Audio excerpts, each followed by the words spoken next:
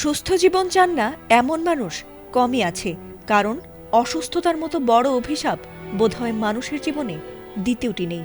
সুস্থতায় হাজারো মানুষ কাছে ভিড়লেও অসুস্থতায় আপন পর সব মানুষেরই সত্যিকারের আচরণ চোখে পড়ে।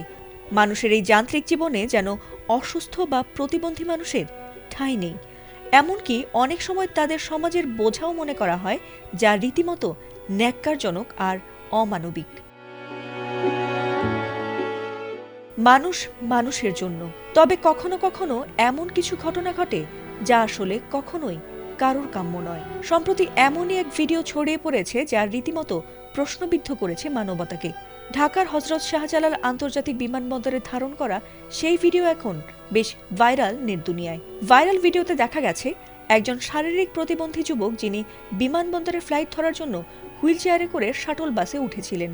পরে সেই শাটল বাস থেকে নেমে তিনি বিমানে ওঠেন, আর এই সময়টুকুতে তার কষ্ট ছিল চোখে পড়ার মতো।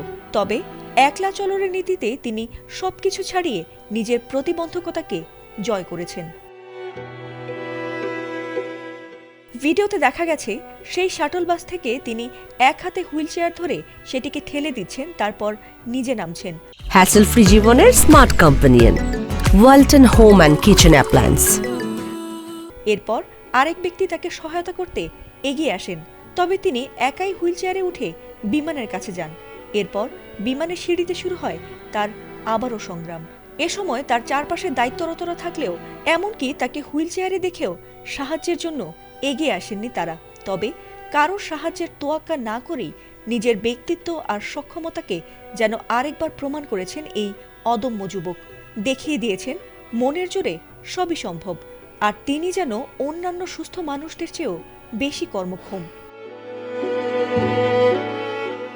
যদিও ভিডিও সেই যুবকের নাম পরিচয় নিশ্চিত করা যায়নি, তবে নেটিজেনদের দাবি তিনি বাংলাদেশ হুইলচেয়ার ক্রিকেট দলের অধিনায়ক মোহাম্মদ মহসিন। তবে এমন ভিডিও ছড়িয়ে পড়তেই মিশ্র প্রতিক্রিয়া দেখিয়েছেন নেটিজেনরা। কেউ কেউ লিখেছেন প্রতিবন্ধীদের জন্য লিফটের একটি ব্যবস্থা রাখা উচিত। এমনকি পাশের দেশ ভারতেও শারীরিক প্রতিবন্ধীদের জন্য বিমানে ওঠার আলাদা প্যাসেজের সুব্যবস্থা রয়েছে বলে জানিয়েছেন নেটিজেনদের একাংশ।